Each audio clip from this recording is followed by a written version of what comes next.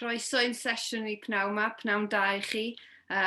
Pwnc y sesiwn yma di mwy na phleidlais, pobl ifanc a gwleidyddiaeth yng Nghymru heddiw. Elin Royals ydw i, a dwi'n gweithio yn Adran Gwleidyddiaeth Ryngwladol Prifysgol Aberystwyth, a da ni'n ddiolchgar iawn i Senedd Cymru am y cyfle i bartneri efo nhw ar y sesiwn yma heddiw. Mae'r flwyddyn 2020 yn flwyddyn hanesyddol i ni yng Nghymru am fwy nag un rheswm. Ond un o'r rhesymau heina, ac falle yr amlyca falle rhywbryd yn ôl llyfrau hanes fydd Deddf Senedd ac Etholiadau Cymru ddoth i rym ym mis Mai eleni. Mae'n ymestyn yr hawl i bobl ifanc 16 ac 17 oed bleidleisio am y tro cyntaf yn yr etholiadau nesaf i Senedd Cymru y flwyddyn nesaf. Mae'n gam hanesyddol ac yn gyffroes o ran democratiaeth yng Nghymru, ac yn un o'r newidiadau pwysicaf i'r broses ddemocrataidd yn yr hanner canrif diwethaf. Fis diwetha, fe gynhaliodd Senedd Cymru Trafodaeth am annog pobl ifanc i bleidleisio ac am y math o ddiwygiadau sydd ei hangen mwyn annog hynny. Ond heddiw, da ni'n trio ymestyn y drafodaeth rhywfaint. Y syniad ydy bod estyn yr oedran pleidleisio i 16 yn ffordd o adfywio democratiaeth ac o ysbrydoli ac annog pobl ifanc i gymryd rhan. A dyna beth ni eisiau drafod heddiw, edrych ar y goblygiadau hyn yn ehangach i ddemocratiaeth yng Nghymru ac i bobl ifanc. Mae gennym ni banel diddorol iawn, ond cyn i ni fynd at y panel i glywed gennyn nhw, so ni jyst yn hoffi deud rhai pethau ymarferol. Os ydy rhywun eisiau clywed yr cyfieithu ar y pryd, mae modd mynd i'r link Zoom ac mae modd mynd ar yr eicon byd ar y system Zoom i gael y cyfieithu ar y pryd ar gyfer y sesiwn fyw wrth gwrs. So trosglwyddo o'r sesiwn yn YouTube i'r sesiwn yn Zoom i gael y cyfieithu ar y pryd. Hefyd, mae gennau gwpl o gwestiynau i'r panel, ond byddwn ni'n awyddus iawn i glywed eich cwestiynau chi i'r panel ar y pwnc yma. Felly mae croeso i chi ofyn cwestiynau unau yn y system yn YouTube neu trwy'r system chat ar Zoom, neu drwy ddanfon tweet i @Gwleidyddiaeth ac byddai'n hapus iawn i rannu'r cwestiynau efo'r panel maes o law. Felly, gallwn ni rwan droi i ofyn i'r panel gyflwyno hynna'n yn fyr. Elin Jones, na i droi ato chi gyntaf. Da chi ar mute. Byddech chi'n meddwl y faint o gyfarfodydd Zoom dwi wedi gwneud dros yr wythnosau diwethaf yma, byddwn ni wedi sylwi ar hynny, ond ymddeiriadau am hynny, Elin Jones, o'n i'n dweud, ac dwi'n aelod o'r Senedd dros Geredigion, a dwi hefyd ar hyn o bryd yn lywydd y Senedd hynny, ac yn rhinwedd y swydd hynny, fi oedd y person a llywio y ddeddfwriaeth mae Elin Royals newydd gyfeirio ato y ddeddfwriaeth sydd wedi rhoi'r hawl i bobl ifanc yng Nghymru 16 ac 17 mlwydd oed i gael defnyddio pleidlais ar gyfer etholiadau'r Senedd flwyddyn nesaf. Grêt, diolch yn fawr i chi. Ifan. Enw fi ydi Ifan Price, fi ydi aelod Senedd Ieuenctid dros 2 Meirionnydd, ac rwan dwi yn 19 oed, so di'r deddfwriaeth yma ddim yn cweit yn mynd ata i, dim byd i'r target audience. Ond dwi'n cofio bod yn 16 ac yn 17 oed, ac yn frwdfrydig iawn am wleidyddiaeth, ac yn teimlo'n rhwystredig bod fi ddim yn cael cymryd rhan o'n fo. So dwi'n rili edrych ymlaen i weld y deddfwriaeth yma, so bydd pobl oedd fatha fi yn gallu cymryd rhan o fo. Grêt, diolch yn fawr o ti. Siôn. Siôn Evans ydw i. Dwi'n bennaeth ar Adran Gwleidyddiaeth yn Ysgol Gymraeg Rhwm Morgannwg yn y Bari. Dwi hefyd wedi gwneud ychydig o farco i Gybac. Yn ein hyn bywyd i wnes i allan i weithio yn y Senedd yn Ewrop ym Mryssel am gyfnod. A dwi'n meddwl bod pwnc llosg yma i bobl ifanc yn enwedig yn y maes addysg i dysgu bobl ifanc sut beth yw'r broses o fynd ati i bleidleisio ac i gymryd rhan mewn democratiaeth. So mae hwn yn trafodaeth bwysig i ni heddiw. Grêt, diolch yn fawr. Mae Lena yn ymuno efo ni hefyd, dwi'n meddwl. Dwi'n yn gallu gweld Lena ar y sgrin. Sorry, ti'n gallu clywed fi? Yndw, dwi'n gallu clywed ti, yndw. Dwi'n gallu gweld ti hefyd. Lina Zahara Mohammed ydw i. Dwi'n 18 mlwydd oed ac yn dod o'r Exam. Ar hyn o bryd dwi'n myfyriwr yng Ngholeg Cambria yn astudio Cymraeg ail iaith, seicoleg ac y gyfraith. Blwyddyn diwetha ces I fraint o fod yn rhan o'r neges heddwch ac ewyllus ddared. Ym mis Medi, rwy'n gobeithio mynychu Prifysgol Caerdydd I astudio cyfryngau, newyddiaduraeth a diwylliant. Diolch yn fawr ti, ydyn ni'n dymuno gweld ti efo'r canlyniadau yna pan fydden nhw'n dod. Felly, nawn ni symud mlaen, ac fel ni'n deud, trio mynd y tu hwnt I dim ond y bleidlais I hun. Be di'ch gobeithio'n a'ch dyheadau chi am y math o effaith fydd y ddeddfwriaeth yma yn ei gael ar ddemocratiaeth yng Nghymru? Elin, ga I ddechrau efo chi?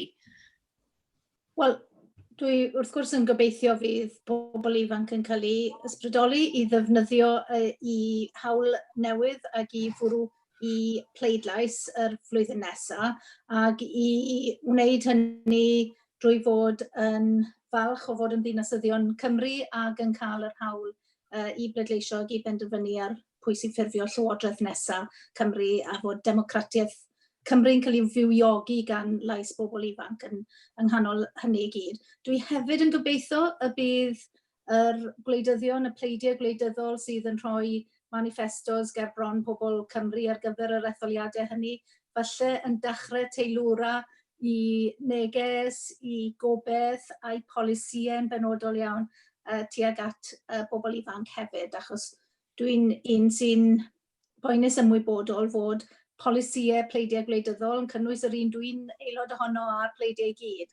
Yn ambell waith falle'n ffafrio y bobl hŷn yn cymdeithas ni oherwydd fod y pleidiau gwleidyddol ydy gweithio mas taw bobl hŷn yn benna sy'n pleidleisio mewn etholiadau ac fe fydde troi hynna o gwmpas le bydde y pleidiau gwleidyddol ni hefyd yn edrych I ysbrydoli drwy bolisïau a syniadau a thrafodaeth gwleidyddol yn pobl ifanc ni yn benna am sut Gymru maen nhw eisiau gweld i'r dyfodol. Fe fydde hynna'n rhywbeth dwi'n meddwl bydde'n gyfraniad pwysig iawn i'n democratiaeth ni fel fod ni'n edrych i'r dyfodol yn ogystal ac edrych ar y presennol a'r gorffennol. Felly, pleidlais i'r dyfodol dwi eisiau gweld hyn. Dyna fydda i'n edrych mlaen I weld a dwi'n gobeithio gweithio gyda pobl ifanc yng Ngheredigion I ysbrydoli'r bobl ifanc hynny I bleidleisio yn yr etholiadau flwyddyn nesaf. Diolch yn fawr. Ifan, be amdano ti? Be di gobeithio'n di? Un o'r pethau dwi'n gobeithio fo hwn ydy bod hwn jyst yn rhan bach o'r mudiad mawr sydd yna ar y funud. Ni wedi gweld yn y blwyddyn dwytha hefo streiciau newid hinsawdd, bod pobl yn gadael yr ysgol ar y dydd Gwener hwnna. Pobl ifanc oedd yn ganolog efo hynny. Ac rwan efo Black Lives Matter, pobl ifanc sydd hefyd yn ganolog efo hynny ac yn cadw'r ymgyrch yna I fynd. Rydyn ni yn genhedlaeth gwleidyddol iawn, ac rwan mae'n rhoi y cyfle I bobl ifanc rwan i actually gallu rhoi I barn nhw ar ddarn o bapur ac newid y polisïau yn ein gwlad ni. Gwych, fawr. Siôn, be amdano ti? Wel, I fi, yr enyn diddordeb yng gwleidyddiaeth ar y lefel uwch fi'n credu beth mawr I fi. Fi'n credu wrth gwrs I fi hoffwn I weld yn y tymor byr bod yn cael effaith bach o bod disgyblion yn cymryd ymwnci a wedyn mynd allan I pleidleisio wrth gwrs. Fi'n credu felly yn y tymor hirach, ydych chi'n gweld yn ystadegol bod disgyblion neu harddegwyr sy'n pleidleisio 16-17, os maen nhw'n pleidleisio yn oedran ifancach, maen nhw'n tueddu pleidleisio dros bywyd. A dyna beth ni'n credu dylsyn ni anelu I gael, I nid I cael disgyblion I pleidleisio 16-17 a stopo, ond I pleidleisio, mwynhau'r broses, I ymdrin y broses, a wedyn bod nhw'n gwneud hynny yn weddill I fywydau. A mwy na hyn, fi'n credu yn ystod, os chi'n edrych ar y 3 pleidlais mawr diwetha, mae oedran wedi bod yn ffactor enfawr ar sut mae'r canlyniadau wedi mynd. Os chi'n edrych ar Brexit, os chi'n edrych ar y 2 etholiad yn Deyrnas Unedig, bod y ffaith bod 16-17 harddegwyr oedran yna yn gallu pleidleisio am y tro cyntaf, mae hynny'n mynd I gael effaith mawr, effaith o leiaf ar beth fydd y canlyniadau yn y hyd-dymor. Felly mae rhaid nhw wybod beth fydd canlyniadau hynny. Gret, diolch. A dwi'n meddwl bod yr dystiolaeth a drafodwyd gan y panel arbenigol oedd yn argymell y newid yma yn ddiddorol iawn, dydy. A mewn ffordd fydd Cymru'n rhan o'r arbrofi efo hyn, cyflwyno cyfle I bleidleisio yn ifancach, achos fydd pobl adre cyfle ac mewn cyd-destun mwy sefydlog, nifer dal yn y system addysg, cyfle I gael mwy wybodaeth. A fel oedd ti'n deud, y cyfle yna I i sefydlu patrwm oes gobeithio o bleidleisio yn hytrach na bod pobl ddim yn treall neu bleidleisio. Ond bod hynna felly hefyd yn golygu mwy o ddiddordeb ag ymwybyddiaeth mewn gwleidyddiaeth yn ystod i hoes hefyd. Gobeithio fydd y radicaliaeth yr genhedlaeth wleidyddol. Gawn ni siarad mwy gobeithio ynglyn â barn pobl wahanol ynglyn y syniad yna. Lena, be amdano ti?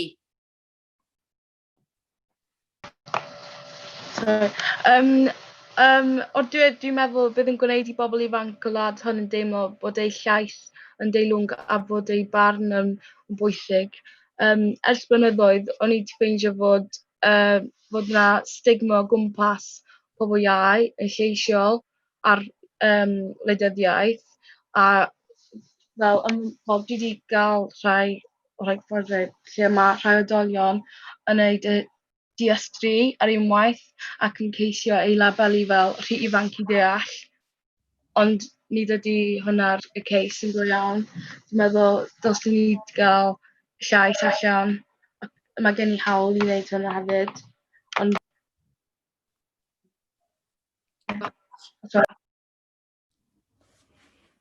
Falle bod ni wedi colli'r cyswllt yn fanna, ond dwi'n meddwl hynna'n bwyntio wir yn bwysig bod o ran yr effeithiau mwy hirdymor, newid y ffordd o pobl yn gweld barn wleidyddol pobl ifanc. Achos dwi'n meddwl mae'r rhagdybiaeth ydy nad yn nhw pobl ifanc yn ddeunydd does gyda nhw ddim barn, ond wrth gwrs mae yna bobl ifanc sydd ddim efo llawer o ddiddordeb mewn gwleidyddiaeth, ond dwi'n meddwl bod yna le i barchu barn pobl ifanc, bod yna lot o bobl ifanc fel oedd ti'n sôn Ifan yn frwdfrydig, yn teimlo'n gry am wleidyddiaeth. Ti eisiau deud dipyn bach mwy am hynna? Mae wastad wedi bod yr achos bod, fel Lena yn sôn, bod pobl hŷn yn edrych lawr ar pobl ifanc sydd efo diddordeb efo gwleidyddiaeth. Herwydd maen nhw'n dweud, y pobl ifanc ddim hefo'r diddordeb yna efo gwleidyddiaeth a ddim yn effeithio arnyn nhw. Ond mewn gwirionedd, mae yna pobl o bob oedran sydd ddim yn efo diddordeb efo wleidyddiaeth. Just pobl arferol ydy hynna. A mae'n wir efo bob oedran. Ond mae yna pobl frwdfrydig iawn. Ia, efallai bydd y turnout yn llai o ran pobl ifanc. Ond mae yna dangos mewn yn Norwy ac yn Awstria bod pobl 16-17 yn mynd allan i pleidleisio mwy na pobl 18-34. Yr gyntaf maen nhw yn cael y cyfle yna, maen nhw'n cymryd o ac yn mynd allan ac yn rhoid i farn nhw. Dwi'n meddwl fod, be mae Ifan newydd dweud fyna o ran fod pobl ifanc yn teimlo fod nhw ddim yn deall digon am wleidyddiaeth a felly fod nhw ddim yn deilwng o'r hawl i bleidleisio. Dwi wedi dod o draws yna pan dwi wedi siarad gyda criwiau bobl ifanc a dwi'n gofyn iddyn nhw a dyn nhw moyn y bleidlais yn 16 ac 17, bydden nhw'n defnyddio'r bleidlais a maen nhw'n dweud, byddwn ni ddim felly'n deall manifestos y pleidiau digon da i wybod y gwahaniaeth rhwng y pleidiau ac i benderfynu sut i fwrw pleidlais, rhai yn dweud hynny. A wedyn dwi'n gofyn nôl, oeddech chi wirioneddol yn meddwl fod eich tacys a'ch mangys chi hefyd yn deall manylion manifesto pob plaid. Dim ar y manylion yn aml iawn mae pobl yn bwrw i pleidlais, ond ar falle egwyddorion a syniadau ag apel gwleidyddol unrhyw blaid. Felly mae pobl ifanc yn gallu bod yn gallu teimlo nerfusrwydd hynny, a dyna pam wrth gwrs mae'r holl waith sydd angen i wneud i sicrhau fod gwaith mae Siôn yn wneud yn rhoi'r addysg yna i'n bobl ifanc ni i ddeall y system wleidyddol yn gywir ac i ddeall nag oes rhaid nhw bod popeth am beth i pwrpas y bleidlais maen nhw'n fwrw. Maen nhw angen dilyn i greddf yn ogystal a gwybod y manylion. Ond hefyd o ran y pwynt o Lina'n ddweud am y stigma yma sydd am bobl ifanc yn bwrw i barn ar unrhyw beth. Dwi wedi glywed oddi wrth rhywfaint o'n hyd wleidyddion ni yng nghyd destun yr protestiadau bobl ifanc yn y flwyddyn y ddwy diwetha yma ar y newid hinsawdd, bod pobl ifanc yn bod yn rhy anghyfrifol yn sut maen nhw'n gwneud hynny. Ond chymod i fi, mae'n cael ynogi fi fod pobl ifanc eisiau dangos barn ag arweiniad i gymdeithas o ran sut maen nhw'n gweld dyfodol y gymdeithas hynny. Dwi hefyd wedi gweld pobl ifanc sy'n cael ei ethol i'r Senedd yn ei ugeiniau, felly'n cael ei beirniadu am fod yn rhy ifanc, ddim digon o brofiad bywyd gyda nhw i fod yn gynrychiolwyr pobl ac i fod yn aelodau o Senedd. Wel, mae hynna'n gwbl anghywir yn dywe, oherwydd mae gan y bobl ifanc yna i profiad nhw o fod yn berson ifanc, ac felly mae'r cyfraniad maen nhw'n gallu gwneud ym nghyd-destun hynna llawn mor bwysig a beth yw yng nghyfraniad i, le dwi'n gallu uniaethu fwy gyda pobl yn eu 50au erbyn hyn. Felly mae pawb yn dod ag ystod gwahanol o farn, a pob un yn bwysig o'i profiad bywyd nhw eu hunain. Nid hyd y profiad bywyd yna sy'n bwysig, ond ymwneud yr profiad bywyd gyda y bobl maen nhw'n ei cynrychioli, ac mae sicrhau fod yr ystod ehangach o brofiad ag oedran mewn unrhyw senedd yn bwysig iawn. Ac i ni wedi gweld, os ga i weid, yng Ngheredigion, le gath na ddyn ifanc yn ei ugeiniau cynnar i ethol i Senedd San Steffan yn y 2 flynedd diwetha yma, Ben Lake, ac i ni wedi gweld y cyfraniad mae rhywun fel fe yn gallu gwneud yn ysbrydoli pobl ifanc i fod yn rhan o wleidyddiaeth, ac hefyd yn dod â llais gwahanol, ifancach, mwy cadarnhaol a positif mewn i wleidyddiaeth ar gyfnod pan does dim digon o positifrwydd. Grêt, diolch. Siôn, so ti'n licio cyfrannu ar y pwynt yma? Ie, y picedi o'n mhrofiad i fel athro, y greu pryder bennaf sydd gan harddegwyr yn yr ysgol ynglyn â gwleidyddiaeth, yw felly gwleidyddiaeth pleidiol. Pan mae'n dod i'r materion o manifestos, pan mae'n dod i bolisiau a creu a craffu ag ati. Felly yr elfennau yna sy'n mwy o bar amenyn a'r mwy sych darnau fi'n hoffi i ddysgu, ond unrhyw felly na beth sy'n diflasu, felly na beth sy'n neud nhw i fod yn bach yn pryderus i fi'n ei bleidleisio. Ond mae harddegwyr yn eich rhaidd yn gwleidyddol tu hwnt.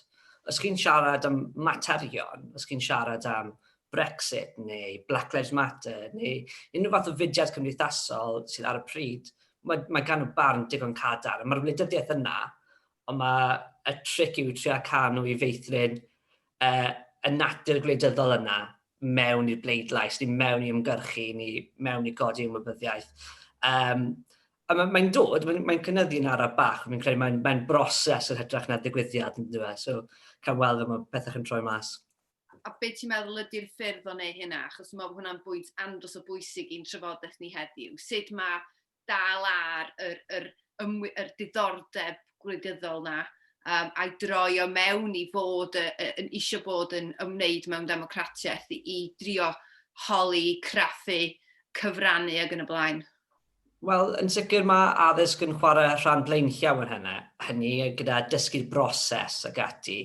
A mae lot ohono fe'n syliedig ar cael y disgyblion i uniaethu gyda beth sy'n digwydd o gwmpas nhw, ac i cael nhw i ddeall bod na gwleidyddion i gael allan yna sy'n gytuno gyda chi, neu sy'n anghytuno gyda chi. A fi'n credu mae athrawon mae nifer fawr o athrawon dwi wedi clywed gyda'r gallu i wneud hynny, i agor y drysau, i agor i dadleuon gwahanol sydd ar gael i ddisgyblion, mwyn i nhw i ddeall beth sy'n digwydd yn y byd o gwmpas nhw. Eto, i gyd, fi dal yn ifanc yn gynnar yn gyrfa i'n dysgu hwn i gyd, ond ar hyn o bryd mae'n popeth yn eich positif. Yn enwedig yn ymateb dwi'n cael o ddisgyblion ym Mro Morgannwg, gyda awydd nhw i fynd i bleidleisio, a fod nhw'n brydredig iawn i fynd fyny, i fynd allan blwyddyn nesaf gobeithio. Grêt, diolch. A Lina a Ifan, atoch chi wir, be ydych chi'n meddwl sy'n gallu troi ac enyn pobl ifanc i deimlo bod gen nhw lais yn y democratiaeth yng Nghymru a tynnu ar, adeiladu ar y brwdfrydedd gwleidyddol sydd gen nhw? Wel, na i sôn am y Senedd Ieuenctid, hefyd dwi'n meddwl bod hwn yn gyfle. Ond mae Senedd Ieuenctid yn enghraifft berffaith o hynny bod pobl ifanc yn dechrau roed eu llais allan. Dwi'n rhan o'r Senedd Ieuenctid cyntaf yng Nghymru. Yr 2 flynedd yn dod i ben blwyddyn yma. Ond wedyn i gadw hwnna i fynd, ac i gadw cenhedlaeth arall i fynd wedyn, bydd yn ymddiddori o fewn gwleidyddiaeth. Yr yna 13,000 o bobl wedi cyfrestru bleidleisio yn y Senedd Ieuenctid, yn yr etholiad Senedd Ieuenctid dwytha. Os dyn ni'n cadw hwnna i fynd, ac yn neud o fel sgwrs yr ysgol bod hynny yn digwydd. A wedyn yn y dosbarth wedyn, bydd gwleidyddiaeth jyst yn rhan o sgwrs arferol wedyn. Rydyn ni'n gweld bod pobl ifanc yn gallu ymwneud efo fo. A dwi'n cytuno efo gweld gwleidyddion fel Ben Lake. Mae o'n gret gweld pobl, dych chi yn gallu mynd, maen nhw fatha fi, chlyg bach yn hyn, ond maen nhw'n nes ata i na rhywun yn ei 70au. A ddim yn gweld, bydden nhw'n edrych ar ôl beth dyn ni'n boeni am, ac y materion dyn ni'n meddwl sydd o bwys. Gret, diolch i ti. O ran, mae'r senedd ieuenctid yn amlwg yn bwysig, mae'n symbolaidd bwysig o ran bod llywodraethu yng Nghymru yn rhoi llais i bobl ifanc. Mae'n wych bod cynrychiolwyr yna. Ond os o'r risg bod y bobl ifanc sy'n gallu'ch ethol chi, mond yn eich ethol chi, ac bod o'n golygu dim byd iddyn nhw wedyn. Ti'n gwybod be am y bobl da chi'n gynrychioli wir? A mewn ffordd, dwi'n meddwl bod hynna'n adlewyrchu'r math o bethau da ni'n godi'n ehangach yn y sesiwn yma o ran sut gall y cam yma o ostwng o'r oedran pleidleisio fod yn fwy na dim ond pleidleisio. Sut ti'n ymateb i hynna? Wel, ie, mae angen ei engagement, really, dim just rhoi tick and box, cau y tab ar y website a dyna fo. Ond cadw nhw yn rhan o'r trafodaeth.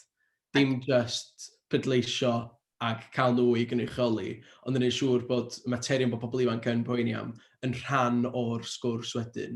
Ac dwi'n gwybod yn gwneud hwnna wrth i eich fwy o wleidyddion mynd i fewn i ysgolion a cael trafodaethau'n uniongyrchol hefo'r pobl ifanc.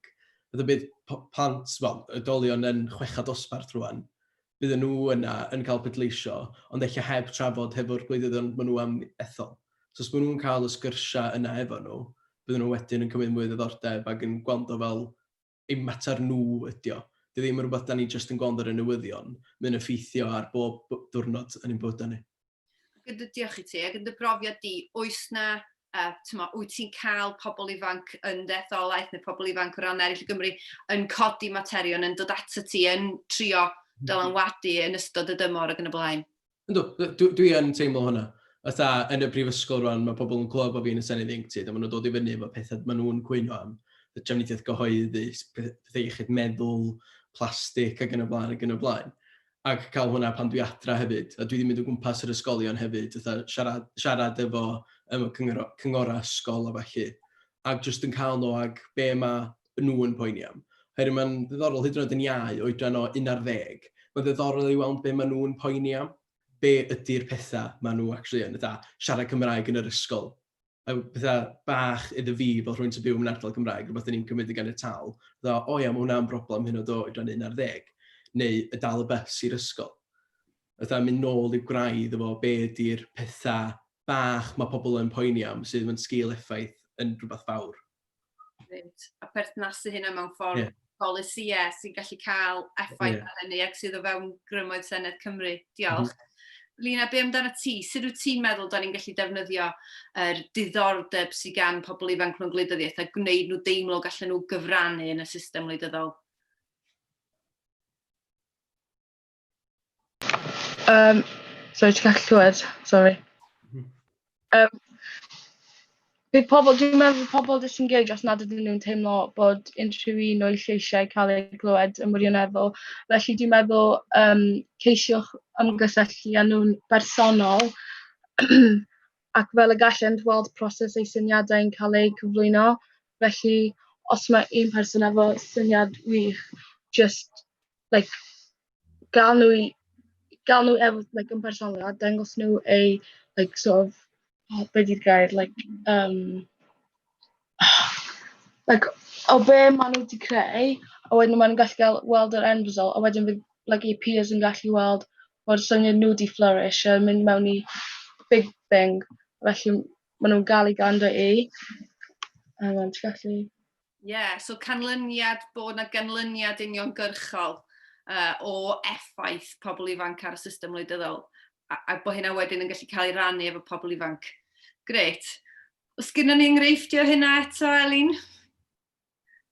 Wel, ni wedi cyfeirio eisoes at y ffaith fod pobl ifanc wedi arwain ar y drafodaeth ynglyn â newid hinsawdd ac wedi arwain ar hynny o ran protestio. Dwi wedi bod yn mynychu protestiadau yn Ngheredigion yn Aberystwyth, le pobl ifanc oedd yna ar ddydd Gwener yn arwain y protestiadau hynny ac yn llusgo gwleidyddion hun i fod yn ymateb iddyn nhw rhoi pobl fel fi ar y spot ynglyn â newid hinsawdd a polisi a newid hinsawdd. A dwi'n meddwl fod Llywodraeth Cymru wedi gorfod rhoi hyn fwy ar i agenda polisi nhw na beth o'n nhw wedi feddwl wneud 2 mlynedd yn ôl oherwydd fod pobl ifanc wedi shifto y drafodaeth i faterion newid hinsawdd yn hytrach na dim ond y drafodaeth arferol ar iechyd a addysg ac yn y blaen.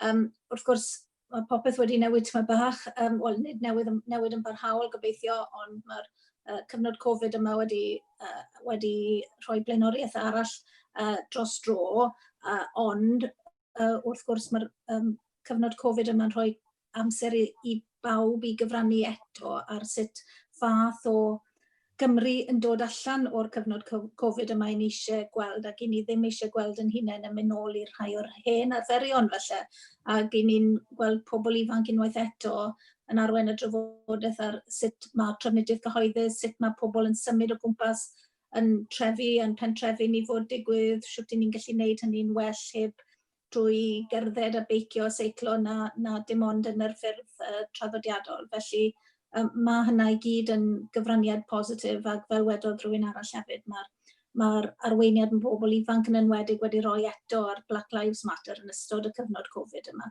wedi sicrhau fod yna ymateb oddi wrth y pleidiau gwleidyddol, ddim pob pleid gwleidyddol yn ymateb mor gadarnhaol i hynny, a dwi'n gobeithio fod bobl ifanc yn gweld hynny wedyn ac yn neud i penderfyniadau pa bynnag farn sydd gyda nhw ar Black Lives Matter, yn unol ar ffaith fod y pleidiau gwleidyddol ddim i gyd yn rhoi yr un flaenoriaeth i'r materion hynny. Ac felly hynna sydd yn rhan wedyn o sut mae ymgyrch fel Black Lives Matter, sut mae pobl wedyn, y pobl ifanc yn gallu gweithio allan pa blaid sydd fwyaf tebyg i'w barn nhw ar y mater newid hinsawdd, Black Lives Matter, yr iaith Gymraeg, beth bynnag yw fod nhw'n gallu meddwl am beth sut mae cysylltu i barn nhw ar rhywbeth gyda pleid gwleidyddol ar gyfer hynny, rhoi hynny mewn pleidlais mewn bocs pan mae'n dod i'r bleidlais y flwyddyn nesaf. Grêt, diolch yn fawr. Da ni wedi trafod dipyn bach am y system addysg, ac dwi'n gwybod bod yna'n lot o drafod ynglyn â rôl y system addysg yn annog pobl ifanc i allu deall mwy am sut i bleidleisio, be fydd yn digwydd mewn etholiad ac yn y blaen. Ond o ran y pwnc heddiw, yr annog cyfrannu ehangach yn y system wleidyddol, wrth gwrs mae pleidleisio'n ganolog i hynna, ond trio cael dylanwad o wneud efo mudiadau ac yn y blaen. Pa fath o rôl ydych chi'n meddwl sydd gen y system addysg yn hynny, a sut mae'n mynd ati i annog y math yna o wneud mewn democratiaeth? Siôn, ti eisiau dechrau? Cwestiwn miliwn o bunne fan hand os e. Wel, yn gyntaf, fi'n credu mae addysg yn gallu helpu disgyblion i ddeall y broses. Beth yw'r broses o fynd ati pleidleisio? Mae hynny'n felly yn rhan mawr o does neb adref yn eistedd lawr gyda plentyn yn mynd, dyma sut ti'n cyfrestru, dyma sut ti'n pleidleisio. Mae hynny'n tipyn o beth i cael yr amser i wneud yna. Yn yr ysgol, yn y gwestiabu iach, dyna beth dwi'n gwneud gyda disgyblion yw dangos nhw wefan cyfrestru pleidleisio, dangos nhw fan hyn. Felly, a pan yn ystod y gwestiwn am wedyn ni, mae'r disgyblion yn gallu penderfynu os maen nhw'n moyn cyfrestru neu bleidio. Ac ar y pryd, mae tua 90% ohonyn nhw yn dewis i'w wneud achos mae fyna, a mae hwnna'n rhywbeth mae actif mae'r system addysg yn hefyd yn gallu wneud. Ond hefyd, dwi'n credu, nawr mae addysg yn hefyd yn gallu wneud nhw i dangos nhw bod i ddeall bod cyfranogiad ddim dim ond yn ymwneud gyda pleidleisio, ond mae'n ymwneud yn bod yn actif yn gwleidyddiaeth i ddeisebu, i ymgyrchu, i gymryd rhan. Mae hynny gyd yn rhan o'r broses democrataidd, a jyst agor y drysau felly i beth sydd angen ni. Dangos beth chi'n gallu, chymod, os chi'n dweud y plentyn, a wnaethoch chi roedd y deiseb ynglyn â erthygl 50 ar Brexit, o do, wel, chymod, maen nhw'n actif yn y broses wedyn ni. Mae rhaid i ni dysgu wedyn ni bod nhw ddim dim ond pleidleisio yw ei fod nhw'n wleidyddol, a jyst dangos yr esiamplau yna nhw yn bennaf beth ni'n dweud i'r ffordd gorau ymlaen ar hyn o bryd. Gret, diolch. Be wyt ti'n meddwl, Lina? Sut mae annog nhw i pobl ifanc i fod yn wleidyddol trwy'r system addysg? Dwi'n meddwl, efallai yn ystod y Welsh Bac, amser tutor, ffurflennu, abych, neu rhywbeth. Dwi'n meddwl dylsyn nhw gael, mae'n gen i gyflawni yn ystod amser gwersi, ewel bydd yn awr yn troi o ddim gael pleidleiswyr iau, bydd yn gweiddi'n berffaith i amserlen ysgol uwchradd, felly yn hytrach na, wrth gwrs dysgu am bethau eraill, ond mae yna amser yn yr amserlen ysgol uwchradd i dysgu. Rwy wedi sylwi nad ydym erioed wedi cael ein hybysgu mewn gwirionedd ar faterion y Llywodraeth yn ystod yr ysgol, ac felly hynny sylwais mae rhai sydd â gwybodaeth a sydd yn nabod ac ymwybodol am faterion mor fawr yw'r rhai sydd wedi cymryd arnynt eu hunain i ymchwilio yn eu amser hamdden. Felly drwy lwyfannau cyfryngau gymdeithasol felly, mae TikTok yn fawr ar hyn o bryd. So felly advertising ar hynna. Gret, diolch. Be am dy farn di, Ifan? Wel, dwi'n meddwl hefo'r system addysg ei hun, mae yna lot o broblemau hefo pobl yn gadael y system addysg a heb cael ei ddysgu ar unrhyw beth yn wleidyddol. Ydda, tan blwyddyn yn ôl, swn i ddweud, o'n i wedi sylwi'r gwahaniaeth rhwng y Senedd, fel y cynulliad ar y pryd, ag Llywodraeth Cymru. A wedyn dwi'n person eitha gwleidyddol, a wedyn meddwl os dwi'n yn gwybod o, be am pobl sydd ddim efo diddordeb mewn gwleidyddiaeth. A nhw sydd yn allan i bleidleisio wedyn. Ac yr un peth efo gwahaniaeth rhwng San Steffan ac y Senedd. Mond yn y Prifysgol dwi wedi cael ei addysgu am be ydy blaid gwleidyddol. O'n i'n gwybod yn barod, hwnna oedd y tro cyntaf iddo fi cael darlith oedd yr byd, ond ges i beth gwers arno fo. Wedyn, hynny, dwi yn astudio gwleidyddiaeth yn y Brifysgol, ges i mae cyfle i wneud hwnna yn lefel A na'n tygau. Mae yna pethau bach fel yna sydd yn gadael grwpiau bobl allan wedyn, hyd yn nhw ddim yn cael y cyfle i cael ei addysgu mewn gwleidyddiaeth. Wrth gwrs, mae'n mynd y tu hwnt i'r system addysg, a falle i orffen y drafodaeth yma, mae yna gwestiynau yn dechrau dod i mewn a croeso i bobl sy'n gwrando yn fyw arna ni, holi cwestiynau, mae yna rei yn barod yma. Pa ddiwygiadau ehangach, ydych chi'n meddwl, sydd i angen i fywiogi democratiaeth, i annog pobl ifanc i fod yn wleidyddol yng Nghymru heddiw? Na i ddechrau fo ti tro yma, Ifan, os dyna'n iawn. Wel, os ydych chi wedi gofyn y cwestiwn yma 2 flynedd yn ôl, 3 flynedd yn ôl, so ni wedi argymell cael Senedd ieuenctid. A mae hwnna wedi digwydd yn barod. Oedd hwnna'n peth enfawr o newid i gael ar gyfer gwleidyddiaeth pobl ifanc. Rwan, dwi'n gweithio'n siŵr be all Senedd Cymru wneud rwan fel yr prif beth fel un peth. Heddi mae'r bleidleisio 16-17 yn peth mor fawr yn barod. Efo gweithio rwan eich efo'r cwricwlwm newydd. Efo cael pethau i fewn o fanna, sy'n gwneud siŵr bod pob person ifanc yng Nghymru yn cael yr un cyfle i addysgu am gwleidyddiaeth. Ac wedyn bod y Senedd hefyd wedyn yn cydweithio hefo'r ysgolion ac efo pobl ifanc yn gyffredinol. Ac yn mynd i fewn i, fel y Lina'n sôn, efo cyfryngau cymdeithasol. Fatha mynd i fewn, y targedu yn fanna, mae yna le yn fanna lle allan nhw hyrwyddo pobl i cael pobl i targedu pobl ifanc. So mae yna pethau bach hwnna sy'n gallu cael ei wneud. Gret, diolch. Lina, be amdano ti? Os i'n dweud yr un beth na, Ifan, jyst y cwricwlwm newydd.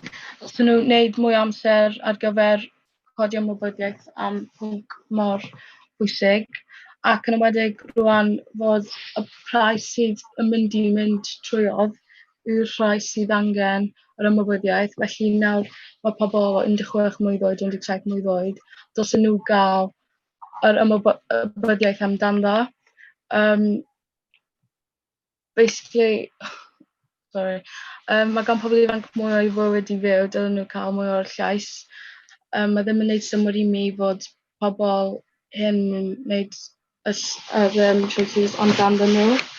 Felly, y cwricwlwm newydd. Gret. So, dipyn o sôn yn fanna am y cwricwlwm ac addysg, ond Siôn, pa ddiwygiadau ehangach ti'n meddwl dylen ni weld? I fi, o ran tu allan i'r maes addysg, fi'n credu buddsoddiad mewn i cyfryngau yng Nghymru, penodol yng Nghymru, i ni cael agor y trafodaeth yn penodol yng Nghymru. Fi'n credu prinder i gael yn y cyfryngau i gael yng Nghymru. Rydyn ni'n dibynol iawn ar medium ar-lein ag ati, ond bydde cael cyfryngau chydig mwy traddodiadol sy'n bendant ac yn benodol am wleidyddiaeth ar y teledu trwy Gymraeg neu'r Saesneg yn hefyd yn annog y trafodaeth. Yn credu'r buddsoddiad yna sydd heb mynd i cael dal dychymyg pobl ifanc. Ac dyna'r ffordd maen nhw'n dysgu nawr.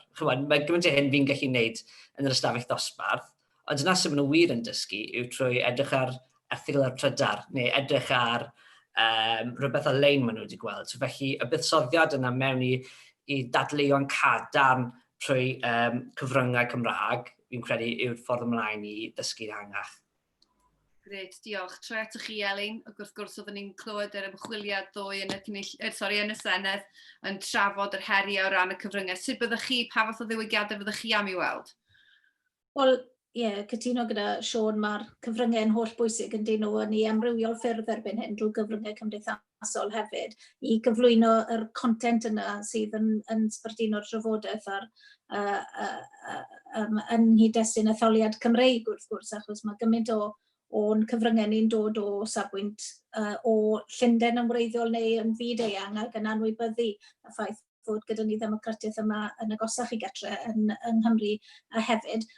Dwi'n meddwl fod y cyfryngau cymdeithasol yn rhoi cyfle i'r Senedd i fod yn cysylltu'n fwy uniongyrchol gyda phobl ifanc, mae Lina newydd hala ofan arna i oherwydd mae wedi sôn fod bobl ifanc wrth gwrs nawr yn ymwneud â TikTok yn fwy na unrhyw beth arall, a dwi ddim yn gwybod beth yw TikTok i bob pwrpas. Dwi wedi clywed amdano fe, yn styfim syniad amdano fe, ac felly mae bobl ifanc yn arwen ar hyn hefyd, ac mae hwnna'n yn atgoffa i o falle rhywbeth sydd yn real disconnect yn y sefyllfa yma, sef pan ddaw i fwrw'r bleidlais gyntaf na, fydd bobl ifanc 16 ac 17 yn gorfod mynd nôl fel ni gyd i fwrw'r bleidlais yna gyda pensil a phapur, achos dyna fel mae'r bleidlais yn cael ei bwrw o hyd, fod fydd yr holl etholiad felly wedi bodoli ar y we ac drwy gyfryngau cymdeithasol, ond wedyn mae'r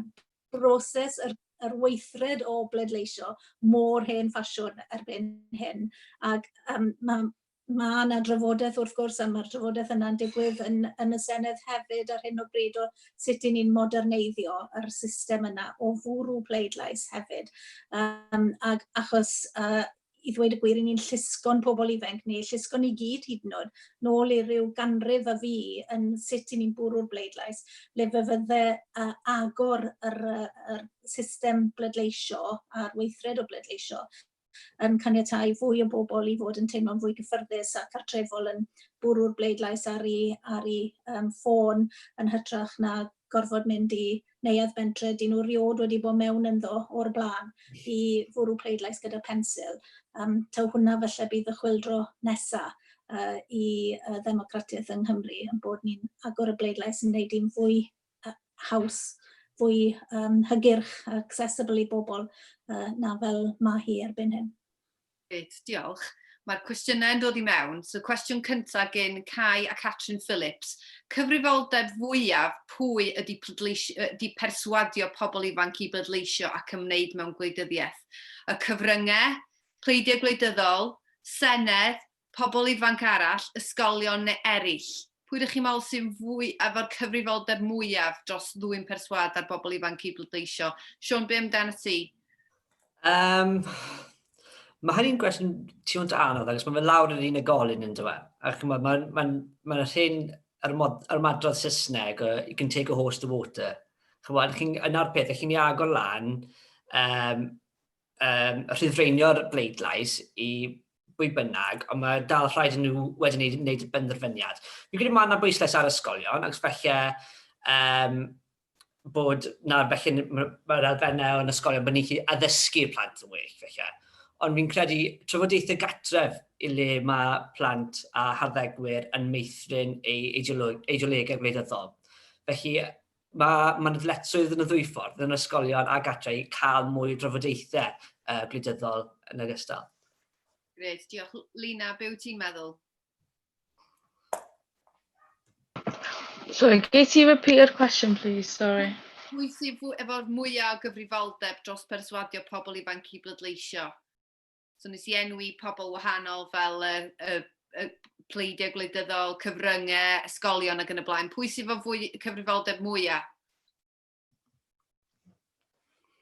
Fas i'n dweud ysgolion neu yr cyfryngau, gan ei fod y cyfryngau mae'n ffordd o communication, mae biggest ffordd o communication fel sy'n dweud rhwng ni a wedyn ysgolion, achos dyna lle mae ymenydd tir mwy o influential.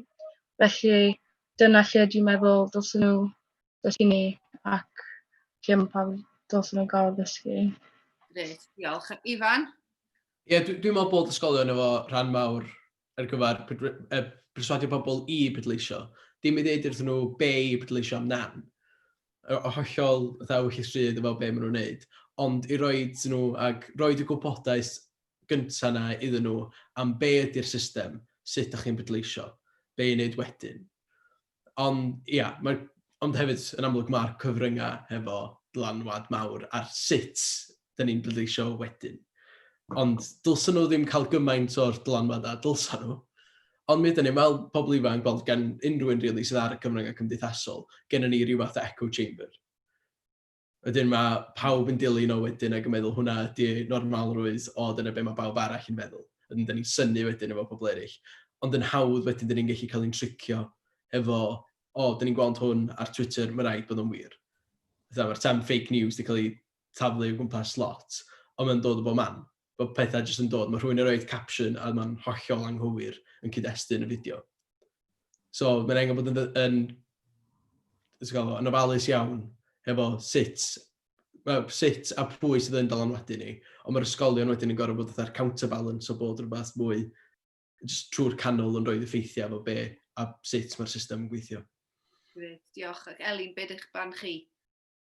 Wel, ychwanegol i hynna, felly o'n safbwynt i, mae cyfrifoldeb ar y pleidiau gwleidyddol i fod yn annog diddordeb pobl ifanc mewn syniadau sydd gan y pleidiau gwleidyddol hynny i gyfathrebu'n uniongyrchol gyda pobl ifanc ac i wneud hynny mewn ffordd mor onest a phosib, yn hytrach na jyst gweld y pobl ifanc yma fel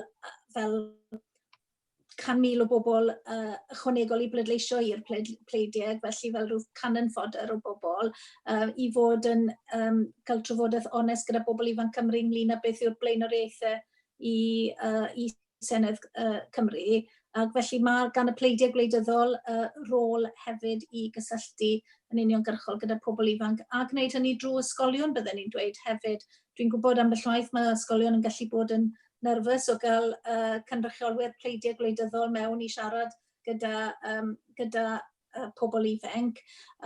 Ond dwi'n credu'n gryf dyle'r ysgolion, os bydd Covid wrth gwrs yn caniatáu hynny, rhoi'r hawl i wleidyddion, i ymgeiswyr etholiad i fe mewn, gwahodd pob un o'r pleidiau wrth gwrs, ac wedyn mae lan i'r pleidiau i benderfynu a ydyn nhw a digon o ddiddordeb yn marn pobl ifanc i fynd mewn i'r ysgolion i siarad yn uniongyrchol gyda pobl ac i wrando ar pobl ifanc hefyd. Felly mae cyfrifoldeb gan y pleidiau gwleidyddol i wneud ei hunain yn berthnasol i bobl ifanc Cymru nawr yn yr etholiad nesaf. Dwi'n gobeithio bydd y pleidiau yn ymateb yn gadarnhaol i hynny.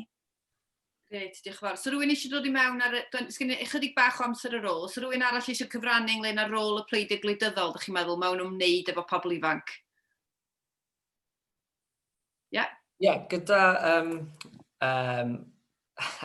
aelodau seneddol yn dod mewn i ysgolion ag ati. Ie, dwi o blaid hynny yn gyfan gwbl. Yn Ymru Morgannwg ni wedi cael aelod seneddol mewn i'r ysgol. A yn naturiol, oedd rhai'r cwestiynau yn rhai byddwch chi'n gweld ar y newyddion. Ond wedyn felly mae'r gwleidyddion yn cael y cwestiynau byddwn nhw ddim yn clywed yn arferol gan ddisgyblion. Bydd y materion lleol yn dod yn mwy bwys. A hefyd, dwi'n credu mae disgyblion yn mwynhau'r profiad o cael gwleidydd yn yr ystafell i weld natur fod yn wleidyddol a sut i ymdrin gyda cwestiynau'n gwahanol. Felly, bys ni'n annog hynny yn di-baid, bys ni'n annog i gwleidyddion ddim yn weld bron bob ysgol maen nhw'n gallu. Fi'n gwybod prinder amser yw'r her bennaf, ond yn sicr bys ni'n annog gwahodd unrhyw wleidydd i Ymru Morgannwg. Byddwn ni siarad â'r disgyblion. Grêt, diolch. Mae hwnna'n ateb yn o'r cwestiynau eraill gathon ni, da ni wedi taclo hwnna hefyd. Yn amser ni'n dod i ben, gai ddiolch i'n holl banelwyr ni am y drafodaeth. Mae'n mynd i fod yn hynod diddorol gweld sut fydd pobl ifanc yn pleidleisio, be fydd canran y bleidlais ymysg pobl ifanc yn etholiad nesaf cynulliad. Ond wrth gwrs mae yna heriau mwy o'n blaenau ni cyn hynny, y broses o sicrhau bod yna ddigon o wybodaeth gan bobl ifanc. Elin, nethoch chi gyfeirio at y potensial i ddylanwadu ar y pleidiau gwleidyddol ac ar eu manifestos nhw, proses sy'n digwydd rwan, mae yna gyfleon i bobl ifanc ddylanwadu.